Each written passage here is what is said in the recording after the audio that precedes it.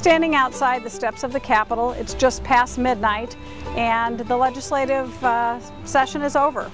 I wish I could tell you we have a balanced budget, but in fact we spent 14 hours on the floor today and made very, very little progress. Just a few bills were passed. Some of those actually are headed to the governor's desk, and we anticipate a veto on a few of those. We spent the last number of hours here debating the legacy bill, and we didn't come to a vote. Time ran out. So we had hoped while we were sitting on the floor today in those 14 hours that leadership would be meeting with the governor and coming to some sort of resolution.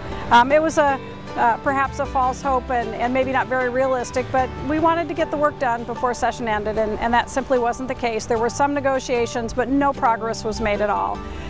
The Republican majority has their heart set on no new taxes and a cuts-all budget, and frankly the governor and the Democrats simply don't have the stomach for the type of cuts and the impact that that'll have on Minnesota.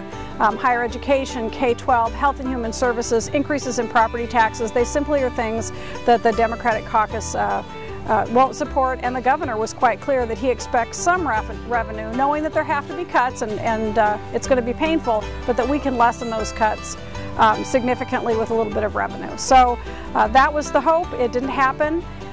We have turned the lights out here at the Capitol and we're headed home. So now it's up to the governor and leadership in the Minnesota House and Senate to come back to the table. My hope is this time they'll include the Democrats at the table, and that hasn't happened much this year. So if with the Democrats at the table, the governor, the House and the Senate leadership, perhaps before July 1st, we can actually balance the Minnesota state budget, put the state back on track to economic prosperity and protecting the Minnesota people.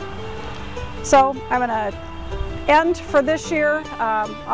Maybe you'll see in a few weeks when a special session is called by the governor. Until that time,